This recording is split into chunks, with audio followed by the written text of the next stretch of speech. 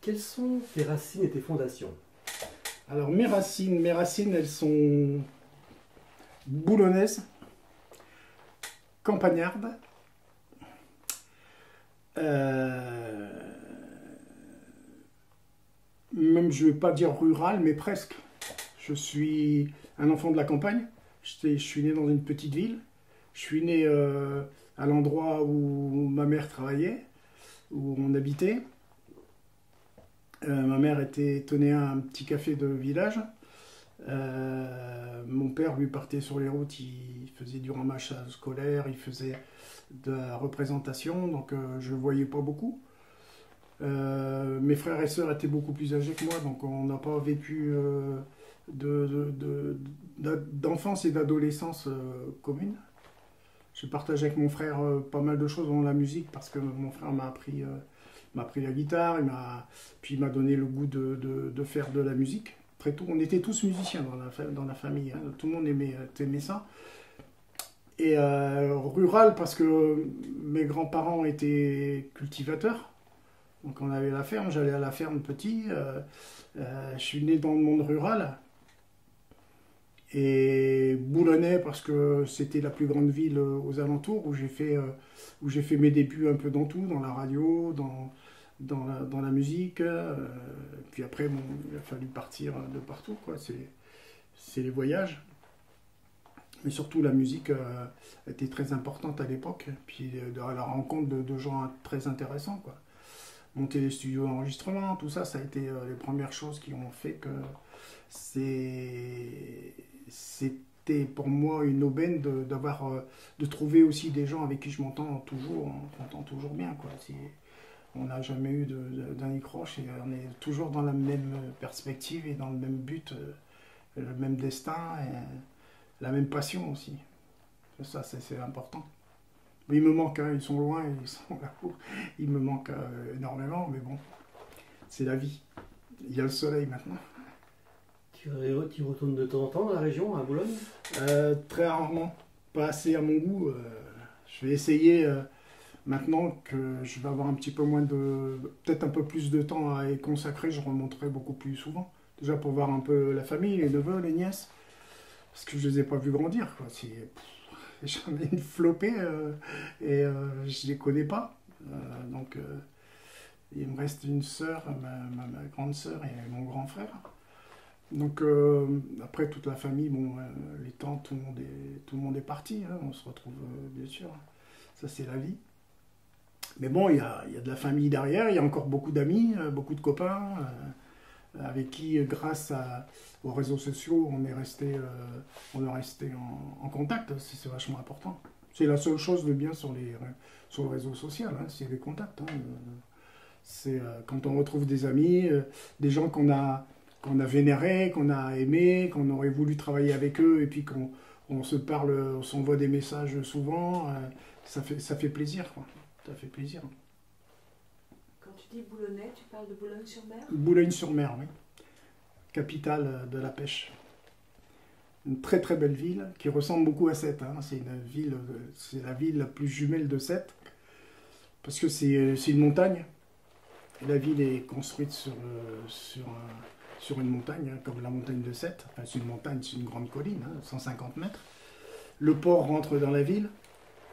La seule différence, c'est qu'à Boulogne, il y a du poisson, à Sète, il n'y en a plus. À Boulogne, il y avait beaucoup de trafic maritime avec l'Angleterre.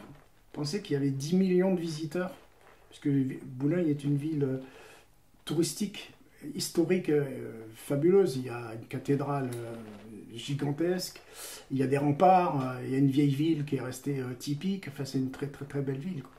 Puis l'activité est au milieu de la ville, puisque le port rentrant, puis c'est immense, quoi. Le poisson, maintenant on y pêche de moins en moins, puis surtout du commerce des poissons, quoi, de l'importation, de l'export. Puis le pet food, hein, tout ce qui est alimentation animale, quasiment tout est fait là-bas. Les findus, tout ce que vous mangez, les surgelés, les poissons, tout ce qui est à base de poissons, c'est fait à Boulogne-sur-Mer. C'est une très très belle ville. Et la côte d'Opale, donc toute cette côte qui va de la baie de Somme jusqu'à Dunkerque, c'est des couleurs, ça devient, je crois, le deuxième site touristique de France. Pour vous dire que c'est énorme la fréquentation qu'il y a depuis 30 ans, parce que c'est resté typique, quoi, c'est vrai, c'est une terre où il y a des vrais gens. Voilà, et c'est ce qui fait sa force. Les villages sont restés quasiment au même état, avec la même mentalité, malgré les apports. Hein, puis ce sont des gens qui ont la vie dure. Je vois avec les inondations à mon village, moi personnellement, quand je vois la tombe de ma grand-mère avec sous 1 mètre d'eau, c'est pas facile. Hein, mais bon, ça fait des siècles que ça dure, donc on n'arrivera pas à résoudre ça facilement.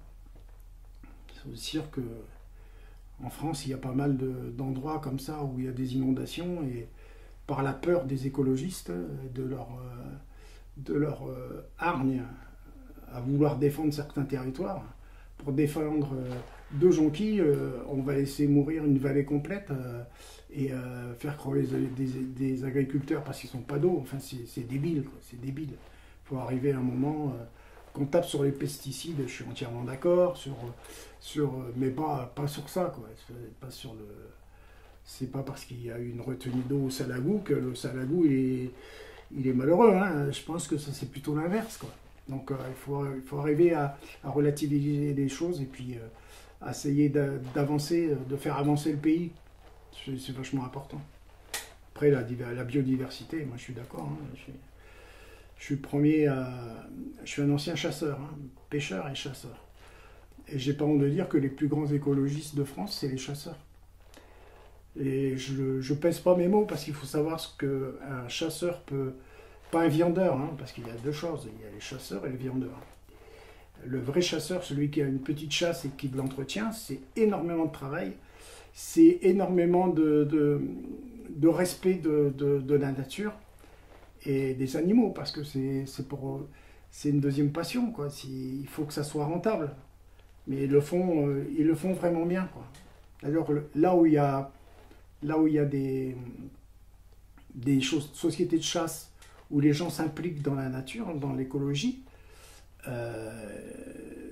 tout va pour le meilleur des mondes, quoi. C'est des territoires qui respirent, quoi. Tout est respiré. Les forêts, les arbres ne tombent pas les uns sur les autres, il n'y a pas des ronces de partout. Enfin, c'est propre, les animaux s'y retrouvent. Hein. Il n'y a pas que le couvert. Hein. Il n'y a pas que le couvert. Ils sont bien, ils ont un bon milieu naturel.